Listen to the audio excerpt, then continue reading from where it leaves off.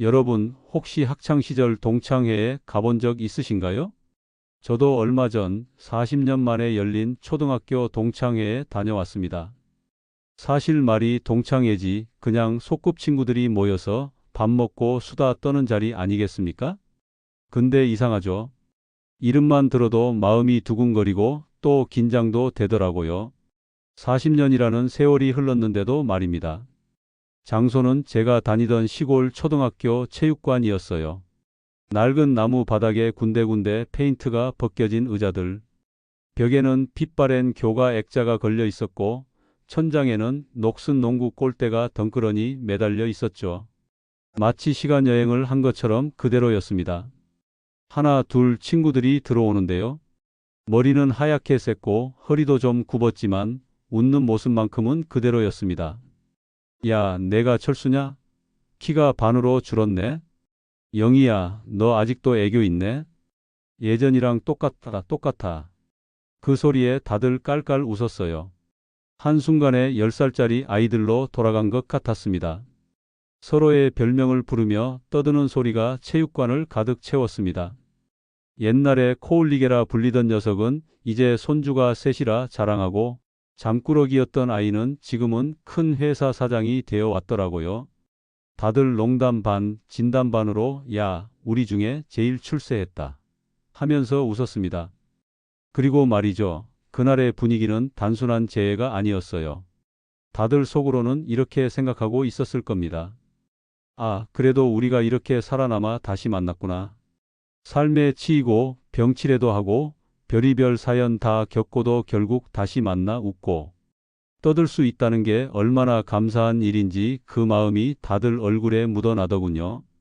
술잔이 오가고 노래방 기계에서 흘러나오는 옛 가요에 맞춰 다 같이 박수를 치며 즐거운 시간을 보내던 그때 문이 열리고 누군가 들어왔습니다. 순간 제 심장이 쿵 하고 내려앉았습니다. 그녀였습니다. 바로 제 첫사랑 미숙이. 은발이 성성했지만 눈빛만큼은 여전히 반짝이고 있었습니다. 순간 모든 소음이 멎은 듯 고요해졌습니다.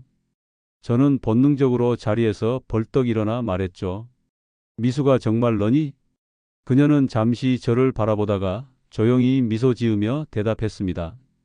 오랜만이야. 그 한마디에 40년의 세월이 한순간에 무너져 내리는 것 같았습니다. 아니, 마치 그 긴 시간 동안 저를 기다려 주었다는 신호처럼 느껴졌달까요? 친구들은 와하고 환호성을 질렀습니다. 야, 드디어 왔다. 미숙이 맞지? 너 아직도 그 미소 그대로네?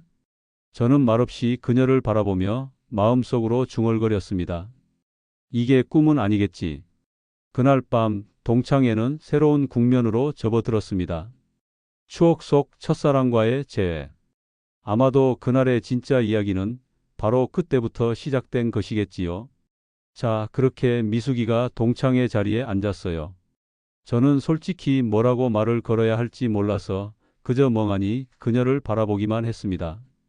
그런데 웃기죠. 옆에 앉아있는 다른 친구들이 먼저 농담을 던지더군요. 야, 30해가 넘도록 내가 제일 보고 싶어 했던 사람 드디어 나타났다. 철수, 너 그때 미숙이 짝사랑하던 거 다 알았어. 다들 깔깔대며 웃는데 저는 얼굴이 벌겋게 달아올라 고개를 푹 숙였습니다. 그런데요, 미숙이도 같이 웃고 있더라고요.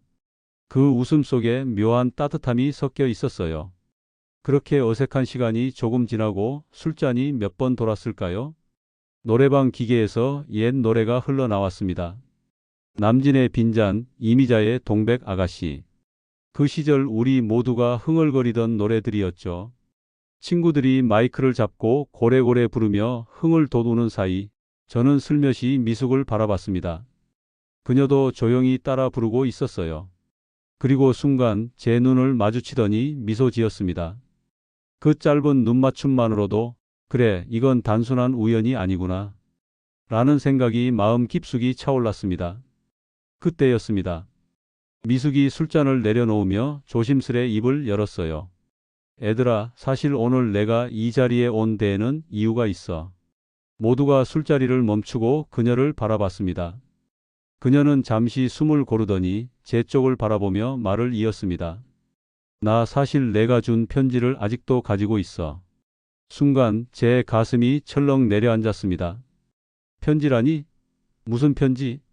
그러다가 잊고 있던 기억이 번개처럼 스쳐갔습니다. 어릴 적 중학생이 되던 해였을까요? 어린 마음에 용기를 내서 미숙이에게 손편지를 쓴 적이 있었어요. 짧고 서툰 글씨로 언젠가 꼭 다시 만나자. 난 널 평생 잊지 않을 거야. 그런 말을 적었던 게 생각났습니다. 그 편지를 그녀가 아직도 가지고 있다니. 정말이야? 제가 떨리는 목소리로 묻자 미숙은 조용히 가방을 열었습니다. 그리고 아주 조심스럽게 누렇게 바랜 봉투 하나를 꺼냈습니다. 이거 내가 준 거야. 그 순간 체육관 안은 숨소리조차 들리지 않을 만큼 고요해졌습니다. 모두의 시선이 그 작은 종이 조각에 꽂혔습니다. 그리고 제 눈에 눈물이 맺히기 시작했습니다. 편지를 받아들고 펼쳐보니 삐뚤빼뚤한 글씨가 그대로 남아 있었습니다. 언젠가 꼭 다시 만나자. 난 널 평생 잊지 않을 거야. 40년이라는 세월 동안 그 글씨는 누렇게 바랬지만 여전히 제 마음을 찌르듯 살아 있었습니다. 너 어떻게 이걸 아직까지? 제 목소리는 떨려 나오지 않았습니다. 미숙은 조용히 미소 지으며 말했습니다. 힘들 때마다 이걸 꺼내봤어. 이 편지 덕분에 내가 버틸 수 있었어. 그 한마디에 제 눈물이 왈칵 쏟아졌습니다. 그리고 옆에 있던 친구들도 말없이 눈을 훔치고 있었죠. 술자리는 잠시 숙연해졌습니다. 방금 전까지 웃고 떠들던 그 체육관 안은 지금은 오래된 추억과 해한 그리고 벅찬 감정으로 가득 차 있었습니다. 저는 편지를 꼭 쥐며 속으로 되뇌었습니다. 미숙아, 넌 내 인생에서 결코 잊을 수 없는 사람이었구나. 그날 밤 그 편지는 40년 세월을 뛰어넘어 우리를 다시 이어주는 다리가 되어 있었습니다. 편지를 손에 쥔 제 마음은 이루 말할 수 없을 정도로 복잡했습니다. 눈앞에 있는 이 사람은 제가 소년 시절 그토록 좋아했던 첫사랑이었고 동시에 40년이라는 긴 세월 동안 제 편지 한 장을 붙잡고 살아온 사람이었습니다. 잠시 정적이 흐른 뒤 미숙이 다시 입을 열었습니다. 근데 있지 사실 난 내 편지 덕분에 많이 울기도 했어. 너무 보고 싶고 그립고 하지만 내 마음대로 할 수 없는 상황이었거든. 친구들은 숨죽여 듣고 있었습니다. 그녀는 눈시울이 붉어진 채 말을 이어갔습니다. 그때 부모님 반대도 있었고 형편도 어려워서 결국 다른 길을 선택할 수밖에 없었어. 그런데 말이야, 이상하지? 난 평생을 살면서도 내 글씨를 잊을 수가 없었어. 내가 평생 잊지 않을 거야 라고 썼던 그 한 줄이 마치 내 삶을 붙잡아주는 줄 같았거든. 그 말을 듣는 순간 제 가슴은 먹먹해져 왔습니다.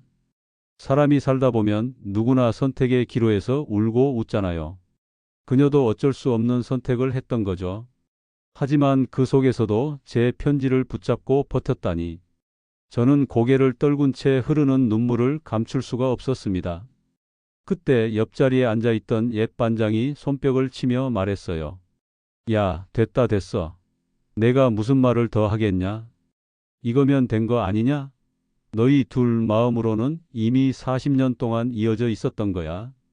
그러자 여기저기서 친구들이 박수를 치며 맞장구 쳤습니다. 그래, 그래. 세월이 무슨 상관이냐?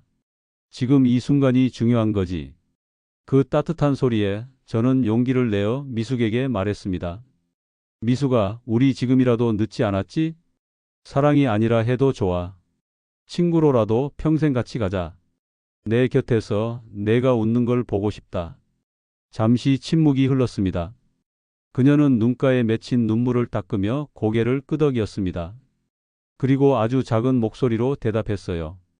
응, 나도 그러고 싶어. 그 짧은 대답에 제 마음은 말할 수 없는 벅참으로 가득 찼습니다. 40년의 세월 동안 흩어져 있던 조각들이 드디어 맞춰지는 순간이었으니까요. 시간은 어느덧 새벽을 향해 가고 있었습니다. 친구들은 하나둘 교가를 흥얼거리기 시작했죠. 푸른 언덕의 배움의 싹이 주름진 얼굴에서 눈물이 흐르고 목소리는 갈라졌지만 그 노래 속에는 우리 모두의 청춘이 살아 있었습니다. 저는 미숙과 나란히 앉아 그 노래를 함께 불렀습니다. 그리고 속으로 다짐했습니다. 앞으로 남은 세월은 서로에게 힘이 되어주며 살자. 더는 미뤄두지 말자. 체육관 한쪽 벽에는 오래된 졸업사진이 걸려 있었습니다. 그 사진 속에는 해맑게 웃고 있는 어린 시절의 우리가 있었습니다. 마치 그 아이들이 지금의 우리를 향해 말하는 듯 했죠. 고생 많았다. 그래도 결국 다시 만났잖아. 그날 밤 저는 깨달았습니다. 세월은 우리를 늙게 만들었지만 마음속 추억은 늙지 않는다는 것을, 그리고 그 추억이 지금의 나를 살아가게 하는 힘이라는 것을요. 여러분, 혹시 오래전 잊고 지낸 친구가 있으신가요? 그리운 첫사랑이든 함께 뛰놀던 동무든 그들에게 전화를 걸어보세요. 아마 그 순간 여러분의 가슴도 따뜻하게 다시 뛰게 될 겁니다. 이야기의 끝은 이렇게 맺고 싶습니다. 세월은 흘렀지만 그날의 웃음과 눈물은 우리를 다시 살아가게 하는 희망이 되었습니다.